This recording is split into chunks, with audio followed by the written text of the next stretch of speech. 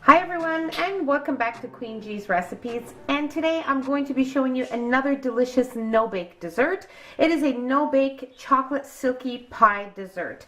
Very simple, very few ingredients, and very minimal work to make such a delicious dessert. So today what we're going to be needing for our base is I have here 2 cups of crushed chocolate cookie biscuits. I actually use these, so 200 grams of cookies, and you're going to be needing half a cup of melted butter. So we're going to be melting this butter, and that's going to be for our base. Now for the pie, we're going to be using 2 packages of pudding. We're also going to be needing here 2.5 cups of heavy whipping cream.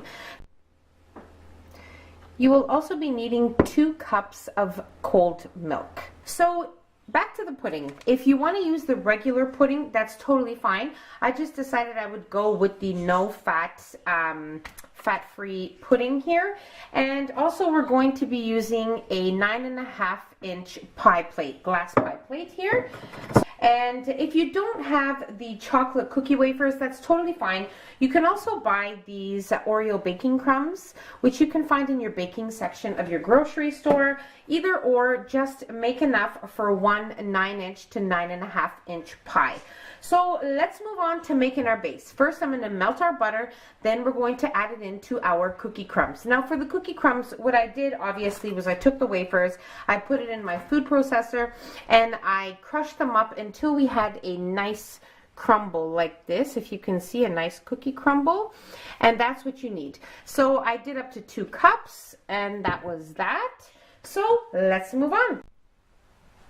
Okay, so into a bowl we're going to add our cookie crumbs here. We're going to add our melted butter. And we're just going to mix this together until it has formed like a sand-like consistency.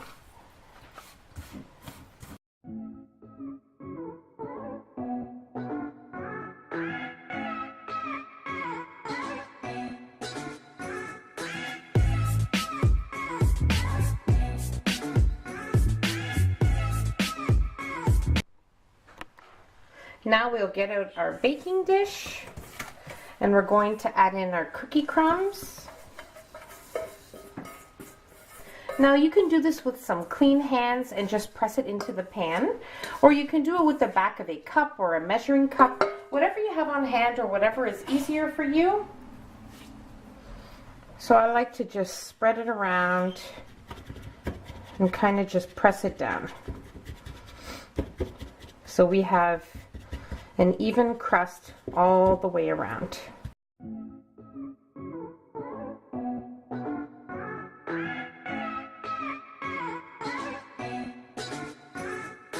Now you can also buy those prepared pie crusts, the Oreo prepared pie crust. That's fine too. It does save on time as well. It is already a very easy and quick recipe, but sometimes we're short on time and we need a last minute dessert, and this is perfect.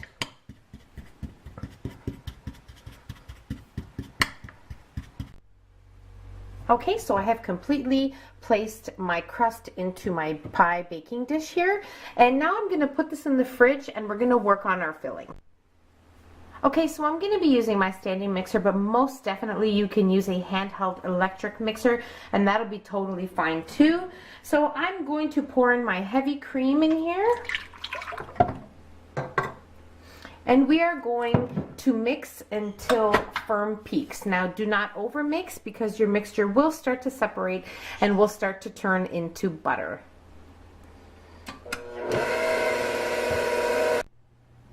Okay, so as you can see, our whipped cream is a perfect consistency.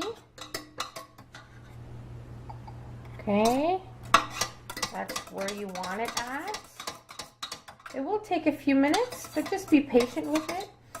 And now we're going to take this out, and I'm going to place my whipped cream into a bowl, and we're going to mix our milk and pudding. Okay, so there's no need to wash your bowl. We're going to be adding in some whipped cream into our pudding mixture anyway. So what we're going to do now is we're going to take our 2 packages of chocolate pudding. We're going to add them in. And now, remember, for every package of pudding, you are using 1 cup of milk. So we're not following the directions on the bottom.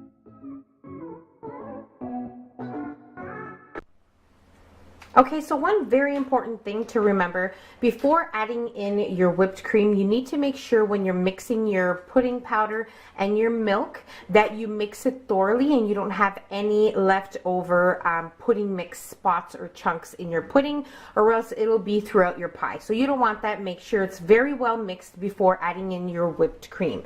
So now we have done that already. We have already added in our whipped cream and it looks perfect. So now I'm going to get my pie and we are going to start assembling.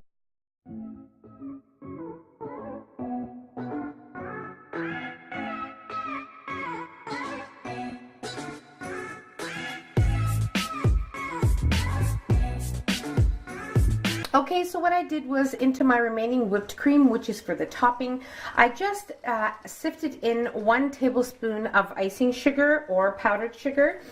And I gently mixed it with a spatula, not to lose any of the air, just to add a little bit of sweetness, because we are already using the fat-free pudding.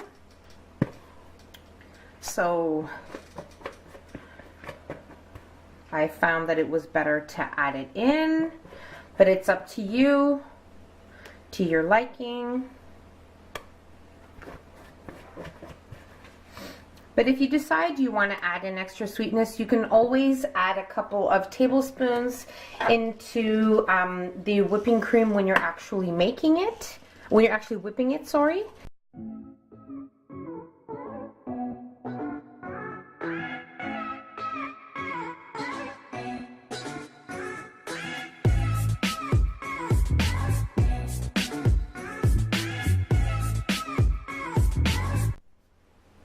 Okay, so our pie is ready to place in our fridge. So we're going to leave it in our fridge for about 3 to 4 hours just to completely set. Now there are a couple options with this pie. If you want to freeze it and make it like an ice cream kind of frozen treat, you can do that and it'll be just as delicious. It'll be just like those pies that you buy in your frozen section of your grocery store, like the frozen pies, except 100 times better and tastier because it's homemade. But I'm just trying to compare textures. So that is up to you, but I'm going to be refrigerating it and I will show you as soon as it's done. Alright, so my pie was in the fridge for exactly 4 hours and it looks amazing. So what I have done is I just shredded up a little bit of dark chocolate here. This is definitely optional, but if you like, you can also use some fudge syrup, just like the one you use over ice creams and stuff like that. And you can drizzle it over your slices, like when you cut each slice individually.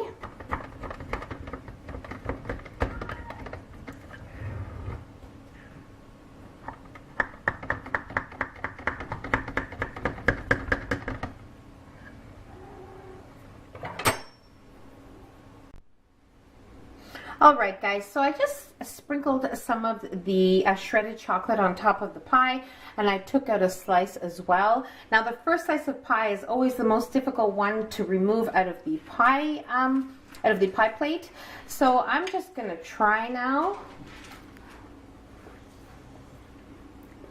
Wow, it tastes amazing. It tastes really, really good. And that's pretty much it. So I hope you guys give this a try. If you enjoyed the video, don't forget to give it a nice thumbs up, and don't forget to subscribe so you can see all my future videos. And don't forget to share the video, share it with your family, share it with your friends, and just enjoy it, everyone. So that's about it. I'll see you in my next video. Bye, everyone.